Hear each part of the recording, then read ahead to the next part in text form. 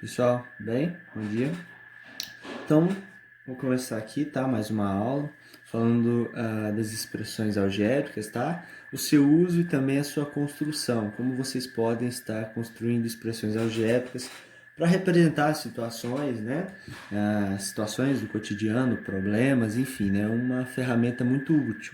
Então, pessoal, na matemática, as expressões são usadas para representar grandezas, situações ou ainda informações importantes. Na matemática é comum quando você faz um estudo de um experimento, ou estudo, por exemplo, dentro de uma empresa em relação ao lucro dela, em relação aos custos, é, outros experimentos, por exemplo, experimentos físicos, né?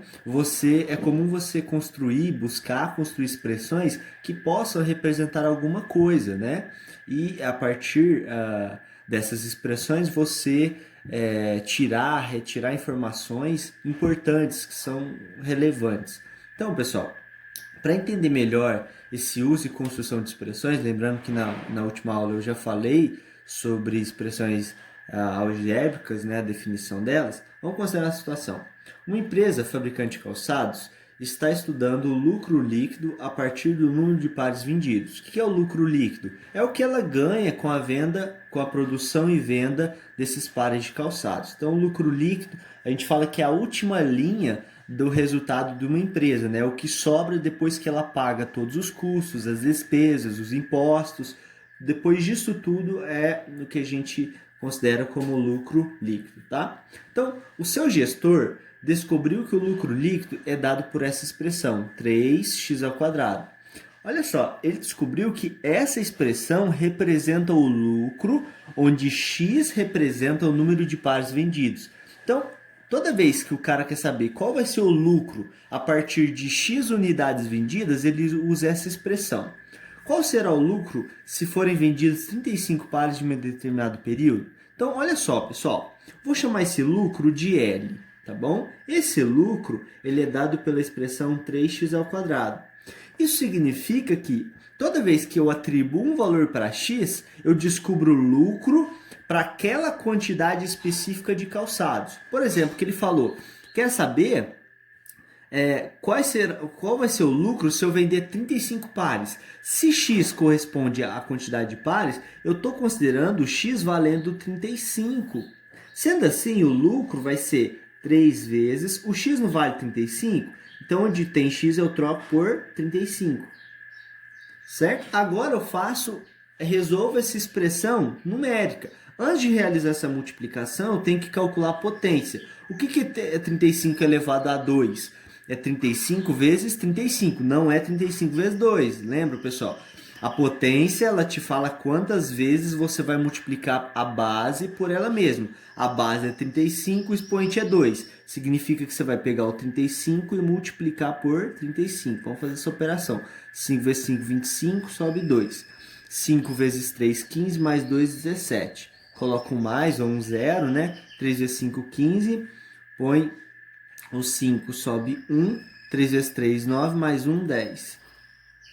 Somando 5, aqui dá 12, sobe 1, 1 mais 1 dá 2, ou seja, 1.225. Ou seja, pessoal, o lucro vai ser de 1.225 reais, tá? Isso aqui é unidade medida em real. Ou seja, ao produzir 35 pares de sapatos, o lucro dessa empresa vai ser de 1.225 reais. Opa, aqui tem um erro, desculpe. Ó, a gente só calculou o 35 ao quadrado, né? Então, esse lucro ainda tem que ser 3 vezes 1.225, né? Isso aqui é o resultado de 35 vezes 35. Então, vamos fazer outra operação. 3 vezes 1.225.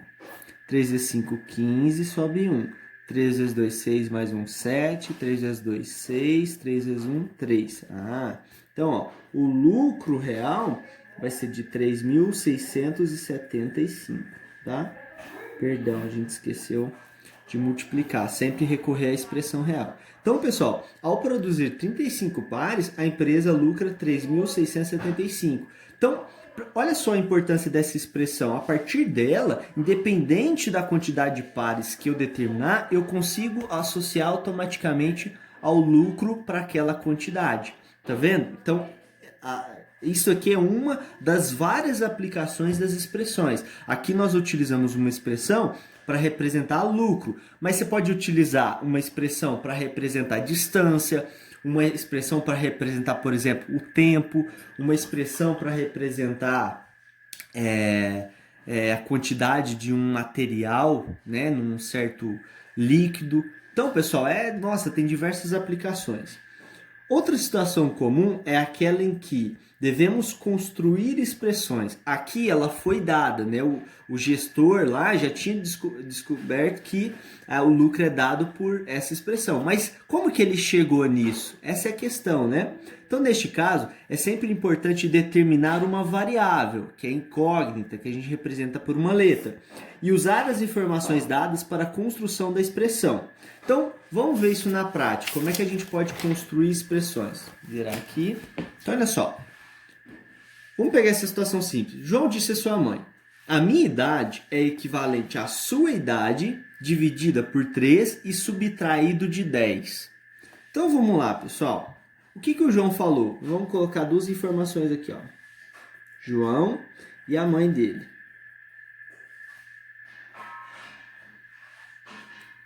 Vamos lá. A idade do João é equivalente, ou seja, é igual. É igual o quê? A idade da sua mãe, né? Dividida por 3 e subtraído de 10 unidades. Então, como é que eu posso expressar a idade do João a partir da idade da mãe? Eu não sei a idade da mãe, por isso eu vou chamar de x. X é a idade dela. Agora eu vou construir uma expressão que tenha o x e que possa dar a idade de João. Bom, a idade de João é a idade da sua mãe, que é x, dividido por 3 e subtraído de 10 unidades.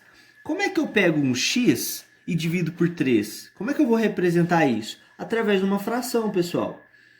O que é x dividido por 3? Nada mais é que a fração x, x no numerador e 3 no denominador, tá? Então, x dividido por 3 subtraído. Qual operação você lembra? Subtração. De quantas unidades? 10. Então, a expressão x sobre 3 menos 10 equivale à idade do João.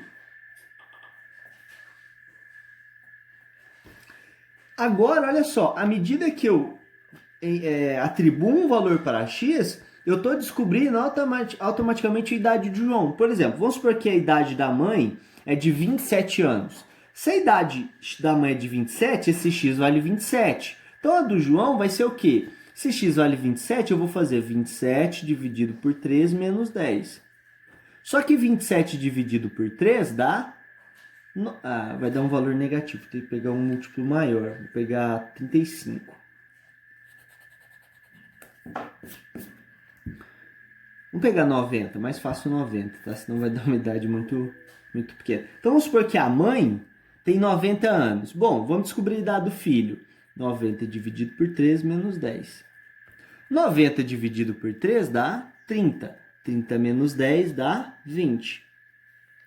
Fiz o cálculo. 90 dividido por 3, 30. 30 menos 10, 20. Então, pessoal, perceba que com essa expressão eu consigo calcular a idade de João a partir da idade da mãe dele, tá? Para treinar um pouco dessa construção, é importante que vocês leiam com cuidado, tá, as informações e vão construindo a expressão de forma organizada, tá? E tomando muito cuidado. Porque, por exemplo, ó, o dobro de um número somado com 15. Então, o dobro de um número. Quem que é esse número? Eu não conheço, portanto, eu vou chamar de x. O dobro de um número é 2x. Sempre que você pensa no dobro, você está multiplicando por 2. Qual que é a sentença que vem depois? Somado. Somado está relacionado à adição. Somado com 15. Então, essa expressão representa essa situação. Galera, o que a gente faz aqui é o seguinte. A situação foi dada numa linguagem... na linguagem escrita dela, tá bom? o que nós fazemos é transformar essa linguagem natural em uma linguagem matemática. Essa linguagem matemática, muitas vezes, quase sempre é dado por uma expressão. Vamos ver essa outra situação. O triplo de um número subtraído de 7.